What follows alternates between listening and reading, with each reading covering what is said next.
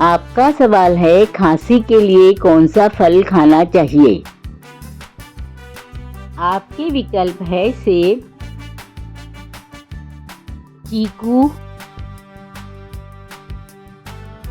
Avocado, तरबूज।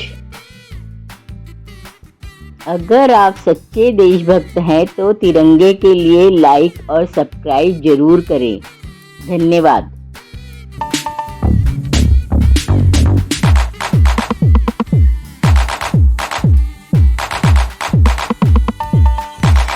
सही जवाब है सेब।